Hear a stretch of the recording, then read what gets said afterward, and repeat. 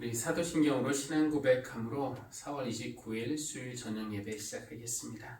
전능하사 천지를 만드신 하나님 아버지를 내가 믿사오며 그 외아들 우리 주 예수 그리스도를 믿사오니 이는 성령으로 잉태하사 동정녀 마리아에게 나시고 본디오 빌라도에게 고난을 받으사 십자가에 못 박혀 죽으시고 장사한 지 사흘 만에 죽은 자 가운데서 다시 살아나시며 하늘에 오르사 전능하신 하나님 우편에 앉아 계시다가 저리로서 산자와 죽은 자를 심판하러 오시리라. 성령을 믿사오며 거룩한 공회와 성도가 서로 교통하는 것과 죄를 사하여 주시는 것과 몸이 다시 사는 것과 영원히 사는 것을 믿사옵나이다. 아멘. 어떤 분이 그런 말을 합니다. 교회 예배 문이 닫히니까 가정 예배 문이 열렸다, 이런 말을 합니다.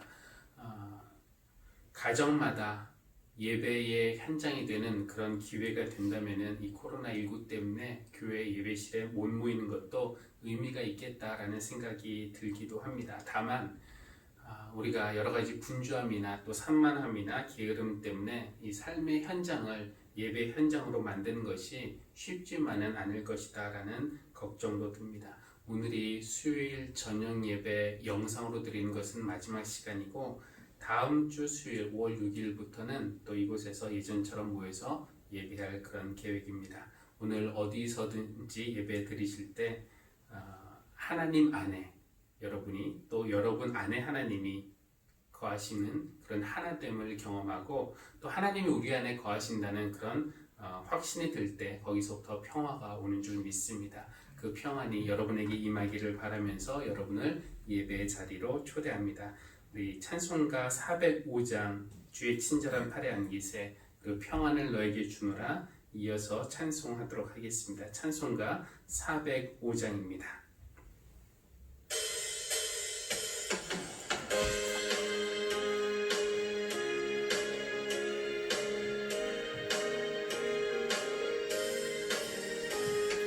주의 친절한 팔에 안기세 우리 마음이 평안하리니 항상 기쁘고 복이 되겠네 영원하신 팔에 안기세 주의 팔에 그 크신 팔에 안기세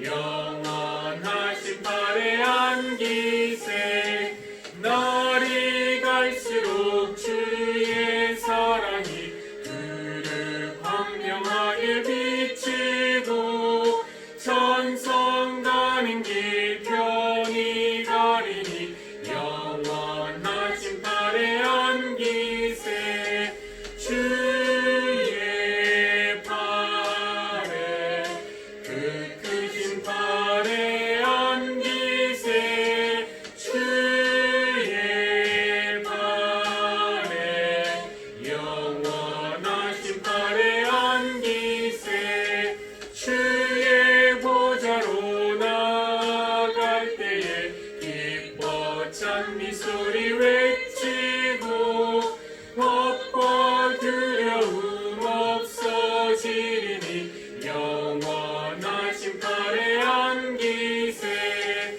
주의 팔에 그 크신 팔에 안기세 주의 팔에 영원하신 팔에 안기세.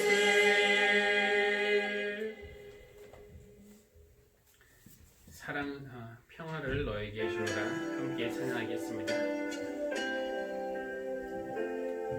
평안을 너에게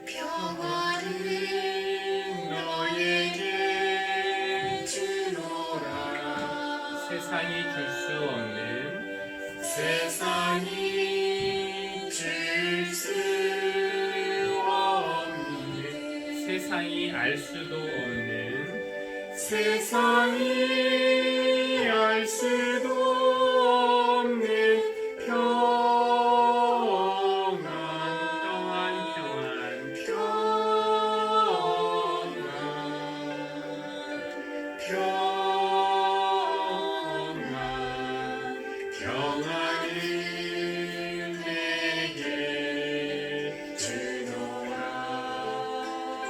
반주 있습니다.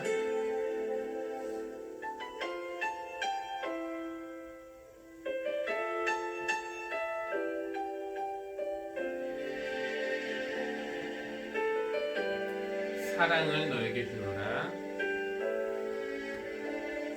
사랑을 너에게 주노라. 세상이 줄 수 없는 세상이 줄 수 없는 세상이 알 수도 없는 세상이 알 수도 없는 사랑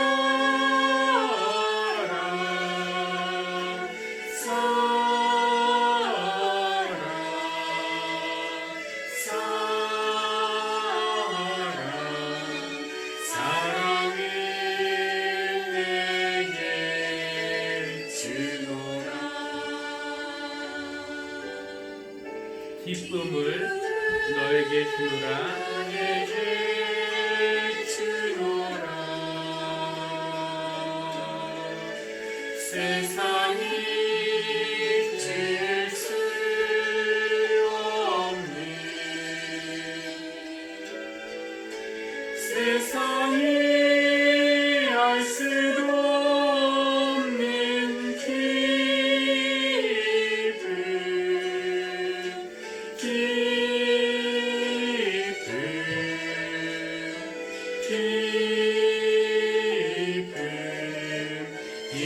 기쁨을 내게 주노라.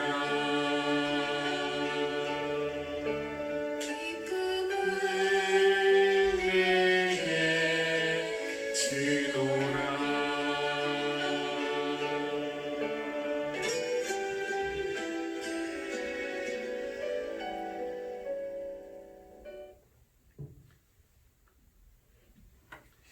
오늘 함께 나눌 하나님의 말씀은 요한복음 14장입니다. 요한복음 14장 교독을 하도록 하겠습니다.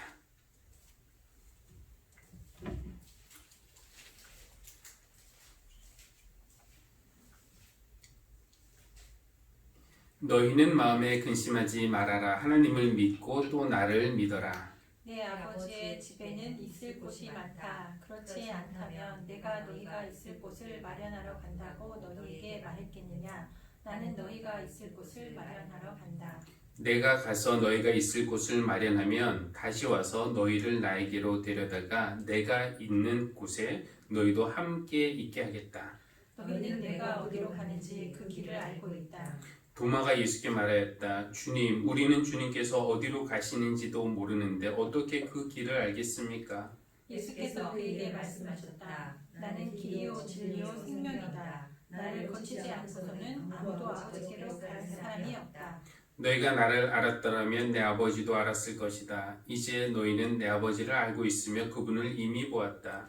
빌립이 예수께 말하였다. 주님, 우리에게 아버지를 보여주십시오. 그러면 좋겠습니다. 예수께서 대답하셨다. 빌립아, 내가 이렇게 오랫동안 너희와 함께 지냈는데도 너는 나를 알지 못하느냐? 나를 본 사람은 아버지를 보았다. 그런데 내가 어찌하여 우리에게 아버지를 보여주십시오 하고 말하느냐? 내가 아버지 안에 있고 아버지께서 내 안에 계신다는 것을 내가 믿지 않느냐? 내가 너희에게 하는 말은 내 마음대로 하는 것이 아니다. 아버지께서 내 안에 계시면서 자기의 일을 하신다. 내가 아버지 안에 있고 아버지께서 내 안에 계시다는 것을 믿어라. 믿지 못하겠거든 내가 하는 그 일들을 보아서라도 믿어라. 내가 진정으로 너희에게 말한다. 나를 믿는 사람은 내가 하는 일을 그도 할 것이요 그보다 더 큰 일도 할 것이다. 그것은 내가 아버지께로 가기 때문이다. 너희가 내 이름으로 구하는 것은 내가 무엇이든지 다 이루어 주겠다. 이것은 아들로 말미암아 아버지께서 영광을 받으시게 하려는 것이다. 너희가 무엇이든지 내 이름으로 구하면 내가 다 이루어 주겠다. 너희가 나를 사랑하면 내 계명을 지킬 것이다. 내가 아버지께 구하겠다. 그리하면 아버지께서 다른 보혜사를 너희에게 보내셔서 영원히 너희와 함께 계시게 하실 것이다. 그는 진리의 영이시다. 세상은 그를 보지도 못하고 알지도 못하므로 그를 맞아들일 수가 없다. 그러나 너희는 그를 안다. 그것은 그가 너희와 함께 계시고 또 너희 안에 계실 것이기 때문이다. 나는 너희를 부하처럼 버려두지 아니하고 너희에게 다시 오겠다. 조금 있으면 세상이 나를 보지 못할 것이다. 그러나 너희는 나를 보게 될 것이다. 그것은 내가 살아있고 너희도 살아있을 것이기 때문이다. 그날에 너희는 내가 아버지 안에 있고 너희가 내 안에 있으며 또 내가 너희 안에 있음을 알게 될 것이다. 내 계명을 받아서 지키는 사람은 나를 사랑하는 사람이요 나를 사랑하는 사람은 내 아버지의 사랑을 받을 것이다. 그리고 나도 그 사람을 사랑하여 그에게 나를 드러낼 것이다. 가룟 유다가 아닌 다른 유다가 물었다. 주님께서 우리에게는 자신을 드러내시고 세상에는 드러내려고 하지 않으시는 것은 무슨 까닭입니까? 예수께서 그에게 대답하셨다. 누구든지 나를 사랑하는 사람은 내 말을 지킬 것이다. 그리하면 내 아버지께서 그 사람을 사랑하실 것이요 내 아버지와 나는 그 사람에게로 가서 그 사람과 함께 살 것이다. 나를 사랑하지 않는 사람은 내 말을 지키지 아니한다. 너희가 듣고 있는 이 말은 내 말이 아니라 나를 보내신 아버지의 말씀이다. 내가 너희와 함께 있는 동안에 나는 이 말을 너희에게 말하였다. 그러나 구회사 곧 아버지께서 내 이름으로 보내실 성령께서 너희에게 모든 것을 가르쳐 주실 것이며 또 내가 너희에게 말한 모든 것을 생각나게 하실 것이다. 나는 평화를 너희에게 남겨준다. 나는 내 평화를 너희에게 준다. 내가 너희에게 주는 평화는 세상이 주는 것과 같지 않다. 너희는 마음에 근심하지 말고 두려워하지도 말아라. 너희는 내가 갔다가 너희에게로 다시 온다고 한 내 말을 들었다. 너희가 나를 사랑한다면 내가 아버지께로 가는 것을 기뻐했을 것이다. 내 아버지는 나보다 크신 분이기 때문이다. 지금 나는 그 일이 일어나기 전에 미리 너희에게 말하였다. 이것은 그 일이 일어날 때에 너희로 하여금 믿게 하려는 것이다. 나는 너희와 더 이상 말을 많이 하지 않겠다. 이 세상의 통치자가 가까이 오고 있기 때문이다. 그는 나를 어떻게 할 아무런 권한이 없다. 함께 다만 내가 아버지를 사랑한다는 것과 아버지께서 내게 분부하신 그대로 내가 행한다는 것을 세상에 알리려는 것이다. 일어나거라 여기서 떠나자. 아멘. 요한복음 14장은 예수님의 고별 연설, 고별 설교로 잘 알려진 말씀입니다. 이제 예수님이 떠나실 때가 되었습니다. 잠시 후에 예수님이 걷게 되실 그 길 때문에 제자들의 믿음이 흔들릴 것이고 또 그들이 위기에 처하게 될 것입니다. 예수님은 당신의 떠나심, 죽음이죠. 그리고 다시 오심, 재림, 그리고 당신이 가신 후에 성령님의 오심에 대해서 말씀하시면서 제자들을 위로하고 또 용기를 불어넣으려고 오늘의 말씀을 하고 계신 겁니다. 오늘 그 14장에는 3명의 제자들의 이름이 나오는데요. 도마와 빌립과 유다입니다. 물론 다른 제자들도 함께 있는 자리이지만 이 3명이 던진 질문들에 대해서 예수님이 대답하는 형식으로 14장이 되어 있기 때문에 어떤 질문과 대답이 오갔는지 3명의 제자를 중심으로 한번 살펴보겠습니다. 가장 먼저 등장하는 제자가 도마인데요. 도마에 대해서 가장 잘 알려진 이야기는 우리가 2주 전 주일 예배 시간에 이미 살펴보았습니다. 그가 의심 많은 제자로 알려져 있지만 동시에 나의 주님, 나의 하나님이라는 정확한 믿음의 고백을 한 그런 제자이기도 하죠. 우리 믿음의 후배들이 특히 도마에게 고마워해야 하는데 바로 도마 덕분에 예수님이 나를 보지 않고도 믿는 사람은 복이 있다. 이 말씀을 하셨기 때문입니다. 그러니까 도마 덕분에 우리 모두는 예수님을 직접 보지 않고도 믿는 복된 사람들이 된 것이니까 도마에게 감사할 일이죠. 오늘 14장에 나오는 도마의 질문도 유명합니다. 예수님이 지금 당신의 떠나심과 다시 오심에 대해서 말씀을 하고 계십니다. 2절 3절에 보면은 나는 너희가 있을 곳을 마련하러 간다. 그리고 내가 가서 너희가 있을 곳을 마련하면 다시 와서 너희를 나에게로 데려다가 내가 있는 곳에 너희도 함께 있게 하겠다 라고 말씀을 하십니다. 그러니까 예수님의 떠나심, 죽음의 최종 목적은 제자들 버리고 가시는 것이 아니라 예수님 계신 그곳에 우리도 함께 있도록 데리고 가시는 겁니다. 그러니까 제자들의 입장에서 제자들에게 너희들 너무 걱정하거나 두려워하거나 흔들리지 말아라. 예수님이 이런 말씀을 하시는데 이때 도마가 좀 엉뚱한 질문을 던져요.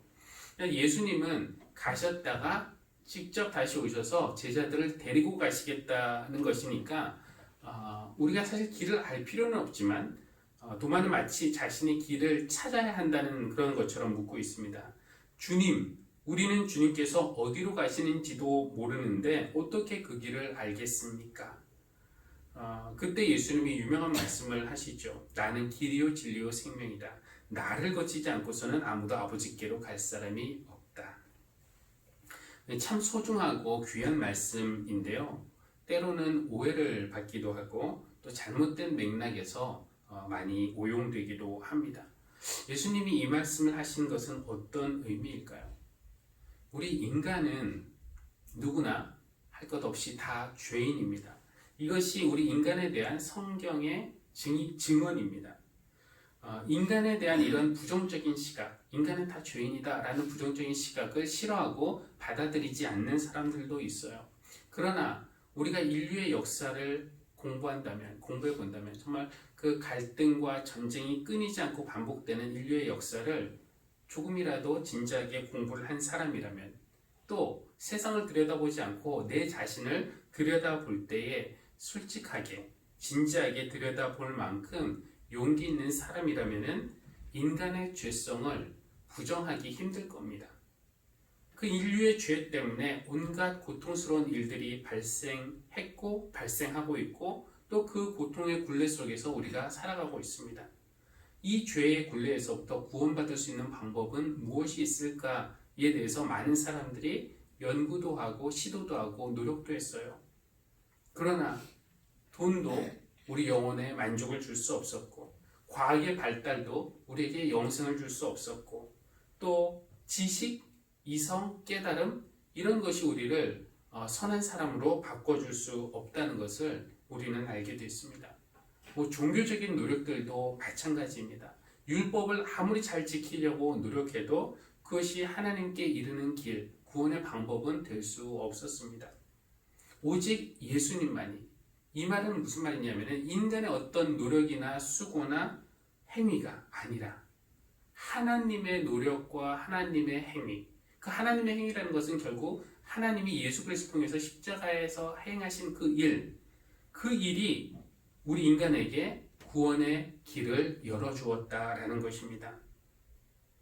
예수님이 길이 되신다는 것은 바로 하나님이 행하신 그 일이 우리에게 구원이 됐다는 얘기일 텐데 예수님이 이 말씀을 하실 때 부처나 모하мет이나 아니면 다른 종교 창시자들을 염두에 두고 하신 말씀은 아닐 겁니다. 그런데 그동안 교회는 다른 종교를 평가절하하고 아니면 무시하고 오직 기독교만이 진정한 구원의 길이라는 주장의 근거로 이 구절을 사용했습니다. 다른 건 다 가짜다. 우리만이 진짜다. 그러니까 기독교인들은 좋아하는 그런 구절인데 다른 종교에서는 아주 싫어하는 그런 구절이기도 하죠. 물론 저는 예수님만이 유일한 구원의 길이라고 믿지만 예수님 외에는 구원받을 길이 없다라고 소리 높여 외치기 전에 우리가 먼저 해야 할 일이 있습니다. 그것은 무엇이냐? 우리가 예수님이 정말 유일한 구원의 길이라고 믿는다면 그 길을 걸어가는 것입니다. 길은 걸으라고 있는 것이잖아요. 예수라는 길, 예수님이 나는 길이라고 하셨는데 그 길은 어떤 길인가? 예수님이 몸소 친히 걸어가신 그 길, 십자가의 길이고 사랑과 희생과 자기 부인과 섬김의 길입니다.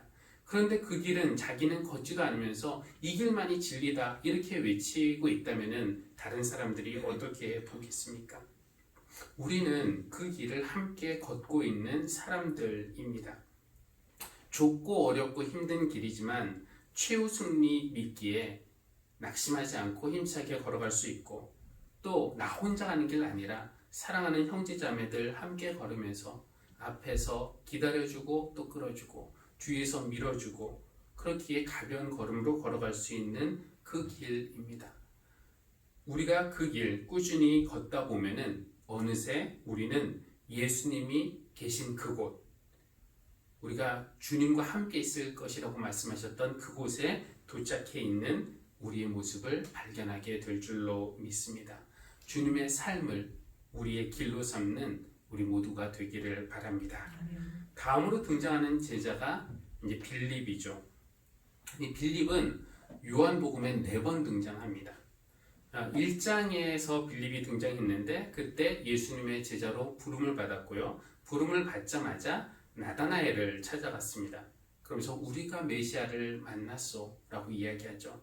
나다나엘은 다소 부정적이고 냉소적이었지만 결국 그를 예수님께로 인도했습니다.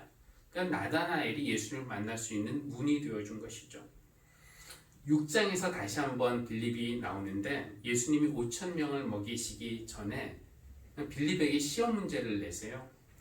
우리가 어디에서 빵을 사다가 이 사람들을 먹이겠느냐라고 물으실 때 그때 빌립은 아직 예수님의 능력을 몰랐습니다. 그래서 빵을 200데나리온어치 사서 조금씩만 나눠줘도 모자랄 겁니다 라고 이야기를 합니다. 빵도 부족하고 돈도 부족하고 빌립의 믿음도 부족했어요. 세 번째는 우리가 몇 주 전에 수요 저녁 예배 때 12장 읽었는데 그때도 빌립이 등장했던 거 기억하시나요? 그리스 사람들 몇 명이 와서 예수님을 뵙고 싶다고 연결해달라면서 찾아온 사람이 빌립이었습니다. 이때 빌립은 역시 그 이방인들이 예수님을 만나는 문이 되었습니다. 그리고 오늘 14장에서 빌립이 한 번 더 등장을 하는데 예수님이 곧 떠나신다고 그렇게 말씀하시는 상황입니다. 불안하고 또 두려울 때이죠. 그때 빌립은 뭐라고 청하냐면은 주님 우리에게 아버지를 보여주십시오. 그러면 좋겠습니다. 지금까지 살펴본 이 빌립을 보면은 완벽한 사람은 아니에요. 누구나 그렇지만 때로는 다른 사람들을 예수님에게로 인도하는 문이 되는 그런 좋은 일도 했고요. 때로는 믿음보다는 의심이 앞섰고 또 이성에 더 의존하는 그런 모습도 있었습니다. 빌립은 우리와 똑같은 비슷한 그런 평범한 사람입니다. 우리도 마찬가지로 불안하고 흔들릴 때 두려울 때 무언가 손에 붙들 수 있는 그런 것을 원하죠. 가장 의지했던 예수님이 나 이제 떠난다 라고 말씀하실 때 빌립은 자신의 불안과 의심을 떨쳐버릴 수 있도록 뭔가 확실한 것을 붙들고 싶어 했습니다. 강력한 하나님의 체험을 원했던 거죠. 그래서 하나님의 얼굴을, 하나님을 아버지를 보여주시면 좋겠습니다. 그런데 예수님은 이렇게 말씀하세요. 빌립아, 내가 이렇게 오랫동안 너희와 함께 지냈는데도 너는 나를 알지 못하느냐? 나를 본 사람은 곧 아버지를 본 것이다. 나를 본 사람은 아버지를 보았다. 그렇습니다. 예수님을 보는 것이 곧 아버지 하나님을 보는 것입니다. 하나님 체험은 다른 것이 아니라 빌립은 매일 예수님과 함께 있으면서 또 함께 지냈는데 그것이 바로 빌립에게는 하나님 체험이었어요. 다만 빌립이 그것을 모르고 있었을 뿐입니다. 우리도 마찬가지입니다. 예배가 너무 쉬워서 이것이 하나님 체험 아닌 것 같지만 사실 예배가 하나님 체험이고요. 성경이 너무 가까워서 다른 책이랑 마찬가지인 것 같지만 이것이 하나님을 만나고 하나님의 음성을 듣는 통로입니다. 기도가 너무 간단한 것 같지만 기도가 하나님을 체험하는 그런 길이고요. 그러니까 우리가 매일 성경 읽고 찬양하고 기도하고 또 이렇게 신앙의 경험들을 나누고 예배하고 성찬 나누고 이것이 바로 하나님을 체험하는 그런 길입니다. 예수님이 빌립에게 하신 말씀 중에 또 이런 말도 있죠. 12절인데 이것도 유명한 말씀입니다. 나를 믿는 사람은 내가 하는 일을 그도 할 것이요 그보다 더 큰 일도 할 것이다. 이 빌립이 이 말씀을 듣고 자기 귀를 의심하지 않았을까요? 옆에서 오병이어 기적 행하신 것을 직접 목격했는데 예수님이 내가 했던 일보다 너희가 오히려 더 큰 일, 내가 했던 일 너희도 할 것이고 더 큰 일도 할 것이다 라고 말씀을 하니까 이것을 내가 과연 할 수 있을까? 아마 자신의 귀를 의심하고 불가능하다고 생각했을 겁니다. 근데 예수님이 이렇게 말씀하신 데에는 이유가 있어요. 그냥 능력으로 따지자면은 예수님보다 더 큰 일을 할 제자는 없습니다. 그런데 우리가 초점을 그 능력에 두지 않고 어떤 사랑의 행위에 둔다면은 이야기는 달라집니다. 예수님이 이 땅에 계실 때는 육신의 제한을 받으셨어요. 그래서 한 시간에 한 사람 혹은 몇 사람, 한 장소에만 계실 수밖에 없었습니다. 그러니까 잘해야 5천 명에게 이제 영향을 끼치시는 거죠. 그러나 예수님이 하늘로 올라가셨을 때는 육체로부터 자유로워지셨습니다. 그 다음으로는 영으로 우리에게 다가오시는 겁니다. 성령으로 오시기 때문에 한꺼번에 한 사람에게만 들어가시는 것이 아니라 모든 사람에게 들어오실 수도 있고, 그렇게 모든 사람 안에 사실 수가 있고 지금도 그렇게 살아계신다고 우리는 믿고 있습니다. 그래서 지금 예수님을 믿고 따르는 지구상의 모든 기독교인들이, 아니면 우리 교회 한 40여 명의 성도들이 각자 예수의 이름으로 세상에 나아가서 예수님이 사랑하신 것처럼 한 이웃에게 사랑의 한 행위 딱 한 가지씩만 하더라도 동시에 한다면은 예수님이 40명이 계신 것과 마찬가지의 일을 할 수 있다는 겁니다. 그렇게 우리가 할 때 예수님은 우리를 보시면서 감동하시면서 내가 한 일을 너희도 하고 있구나, 내가 한 것보다 오히려 큰 일을 하는구나, 이렇게 칭찬해 주실 것 같습니다. 성령님이 우리에게 임하셔서 우리 주님이 하셨던 그런 일들을 우리 교회가 이어서 하는 그런 교회가 되기를 바랍니다. 마지막으로 유다가 등장하는데요. 요한은 그가 가룟 유다가 아니라 다른 유다, 유다라는 이름을 가진 다른 제자라고 말을 하는데, 사실 이 사람에 대해서 알려진 것은 거의 없습니다. 사실 이 사람이 그게 중요한 것은 아닌 것 같고요.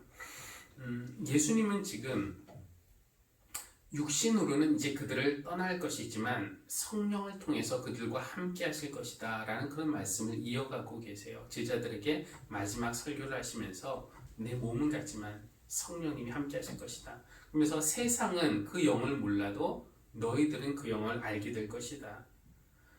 성령은 또 다른 보혜사라고 이야기하고 있습니다. 이 보혜사라는 말이 좀 어려운 말인데요.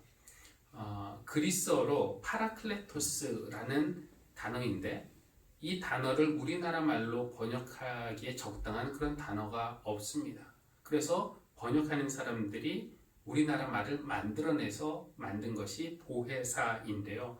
보혜사는 보호하다, 보존하다의 보자, 그리고 은혜를 베푸는 해자, 그리고 사는 스승사. 그러니까 보호하고 은혜를 베풀고 가르치는 선생님이 될 수도 있고, 변호사가 될 수도 있고, 상담가가 될 수도 있고, 조력자가 될 수도 있고, 여러 가지 그런 의미를 가지고 있는 것입니다. 그런데 예수님이 다른 보혜사를 보내겠다라는 그 말을 하셨는데, 다른 보혜사를 보내겠다는 것은 이미 보혜사가 계시다는 뜻이죠. 지금 보혜사는 예수 그리스도입니다. 보호하시고 은혜를 베푸시고 가르치시던 보혜사 예수님은 가시고 다른 보혜사인 성령님이 오시는 것이니까 제자들 입장에서는 예수님 가신다고 두려워할 거 없다는 거죠. 예수님은 그들을 고아처럼 버려두고 떠나시는 게 아니라 다른 보혜사를 약속하시는 겁니다. 그런데 유다는 예수님의 말씀을 듣고 있다가 오해를 해요. 예수님이 하시는 말씀 중에 17절에 보면은 세상은 그를 보지도 못하고 알지도 못할 것이다 라는 그 말씀, 또 조금 19절에서는 조금 있으면 세상은 나를 보지 못하지만 너희는 나를 볼 것이다 라는 그런 말씀, 이 말씀이 마음에 걸렸던 것 같아요. 그래서 22절에서 유다가 뭐라고 말하냐면은 주님께서는 자신을 드러내시고 우리에게는 자신을 드러내시고 세상에는 드러내려고 하지 않으시는 것은 무슨 까닭입니까? 왜 우리에게만 드러내십니까? 모든 사람에게, 세상에게 다 드러내셔야죠. 앞서 예수님의 동생들이 형님 이런 일을 하시려면은 숨어서 하지 마시고 예루살렘 가서 세상에 드러내놓고 하십시오. 그렇게 얘기한 적이 있었는데 이것과 비슷합니다. 유다 역시 예수님이 메시아라면 그 메시아적인 능력을 세상에 나타내 보임으로써 세상을 깜짝 놀라게 해주기를 바랐던 겁니다. 그런데 예수님은 그렇게 사람들을 깜짝 놀래킴으로써 메시아임을 증명하시는 것이 아니라 사랑으로써 당신의 존재를 증명하시는 거예요. 그래서 유다의 질문에 대한 직접적인 대답은 회피할 수 있지만 예수님의 말씀이 또 소중합니다. 거기에 대해서 예수님이 무슨 말씀하시냐면은 23절에 보면 누구든지 나를 사랑하는 사람은 내 말을 지킬 것이요 그리하면 내 아버지께서 그 사람을 사랑하실 것이요 내 아버지와 나는 그 사람에게로 가서 그 사람과 함께 살 것이다. 이게 번역을 하면은 그 사람 안에 집을 만들 것이다. 이렇게 이제 되어 있습니다. 내 아버지와 나는 그 사람에게 가서 그 사람 안에 살게 될 것이다. 누구든지 나를 사랑하는 사람은 내 말을 지킬 것이다. 이 말은 내 계명을 지킬 것이다. 이 말은 누구든지 나를 사랑하면은 그것이 곧 내 계명을 지키는 것이다 라는 의미이기도 합니다. 이걸 정리하면은 이런 건데요. 그러니까 계명을 지키는 것, 그 전에도 예수님이 말씀하셨죠. 너희에게 새 계명을 준다. 너희가 나를 사랑한 것처럼 너희도 서로 사랑하여라. 이것이 새 계명인데 계명을 지키는 것과 예수님을 사랑하는 것과 또 형제자매를 서로 사랑하는 것이 어떻게 보면 다 연결이 되어 있습니다. 예수님을 사랑하는 것은 곧 계명을 지키는 것. 그리고 예수님을 사랑하는 것은 동시에 형제자매를 사랑하는 것과 일맥상통하는 것이고, 그러므로 형제자매를 우리가 서로 사랑하는 것은 예수님의 계명을 지키는 것이기도 합니다. 이것이 다 이렇게 연결되어 있고, 그때 우리가 서로 사랑할 때 여기에 하나님이 임재하시고 하나님의 사랑을 우리가 함께 경험하게 되는 것입니다. 그러니까 23절에서 하나님과 예수님이 함께 우리에게 오셔서 우리 안에 집을 마련하셔서 우리가 함께 살 것이라는 것과 앞서 2절에서 아버지 집에 너희가 거할 곳이 많다. 거기서 내가 준비하면 다시 와서 너희를 데려다가 나 있는 곳에 너희도 함께 살게 하겠다. 이것이 어떻게 보면 같은 거죠. 하나님과 예수님이 우리 안에 와서 같이 사시는 것이나 우리가 하나님 안에 같이 가서 그 안에서 사는 것이나, 그러니까 이 땅에 사는 동안에는 하나님이 우리 안에 들어와서 여기에서 사시는 것이고요. 우리가 이 세상을 떠날 때는 그럼 어떻게 되는가? 우리가 죽으면은 하나님도 여기서 그냥 떠나시는가? 그것이 아니라 그때는 우리가 하나님 안에 들어가서 살게 된다는 것입니다. 우리 안에 하나님이 계시고 또 하나님 안에 우리가 있고 우리 안에 예수님이 계시고 또 예수님 안에 우리가 있고 우리 안에 성령님이 계시고 성령님 안에 우리가 있고 우리가 서로 사랑할 때 우리는 이런 하나됨의 경험을 하게 될 것이고요. 그럴 때 우리는 확신이 들죠. 하나님이 우리와 여기 함께 계시는구나. 그럴 때 우리 안에 있는 모든 두려움과 불안은 사라지고 그 안에 평화와 기쁨이 찾아오는 줄로 믿습니다. 그래서 예수님이 말씀하십니다. 나는 평화를 너에게 남겨준다. 내가 너에게 평화를 준다. 내가 주는 평화는 세상이 주는 것과 같지 않다. 너희는 마음에 근심하지 말고 두려워하지 말아라. 그 평화가 오늘 저와 여러분에게 또 우리 교회에 함께 있기를 바랍니다. 우리 찬송가 412장 내용의 그 깊은 데서 찬양하고 기도와 축도로 예배 마치겠습니다. 412장입니다.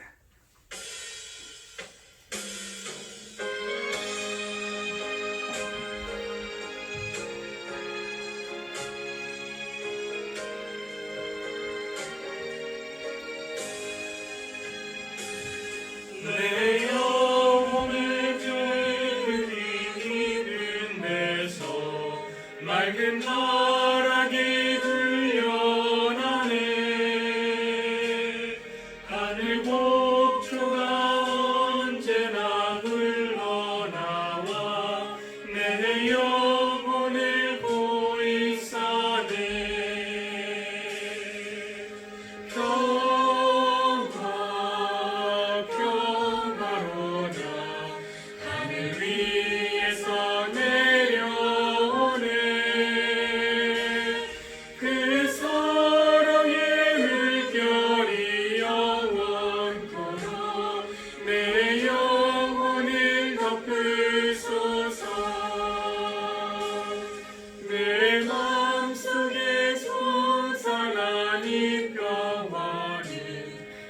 피 묻힌 보배로다. 나의 고화를 캐내어 가져갈 자 그 아무도 없으리라. 평화 평화로다. 하늘 위에서 내려오네. 그 사랑의 물결이 영원토록 내 영혼을 덮으소서. 내 영혼의 평화가 넘쳐나는 주의 큰 복을 받음이라. 내가 주야로 주님과 함께 있어 내 영혼이 편히쉬네. 평화 평화로다. 하늘 위에서 내려오네. 그 사랑의 물결이 영원토록 내 영혼을 덮으소서. 이 땅 위에 험한 길 가는 동안 참된 평화가 어디 있나. 우리 모두 다 예수를 친구 삼아 참 평화를 누리겠네. 평화 평화로다. 하늘 위에서 내려오네. 그 사랑의 물결이 영원토록 내 영혼을 덮으소서.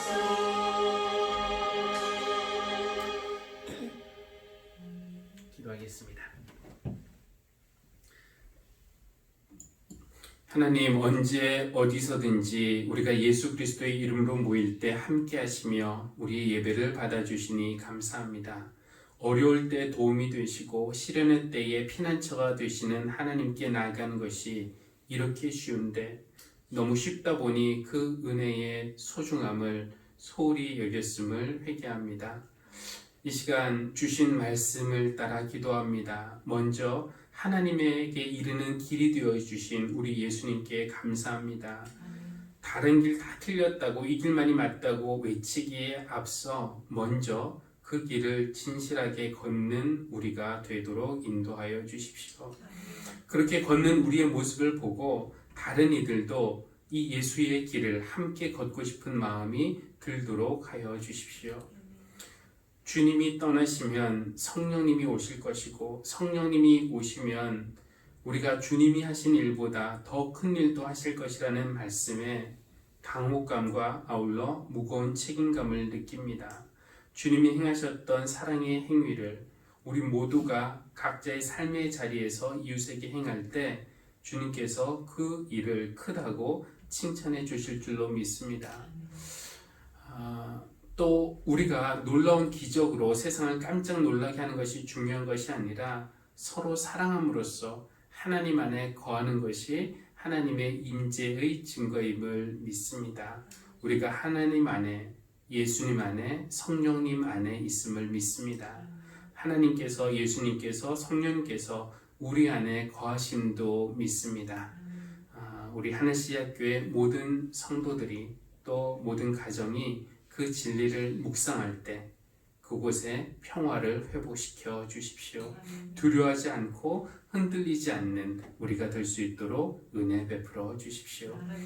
이제는 우리의 흔들리지 않는 반석이 되시고 평화가 되시는 예수 그리스도의 은혜와 창조주 하나님의 사랑하심과 보혜사 성령님의 교통하심이 삼위일체 하나님 안에 거하며 평안을 누리고 그 평안을 세상에 전하기 위해 보냄받는 모든 성도들 위해 지금부터 영원까지 늘 함께 하시기를 간절히 축원합니다. 아멘.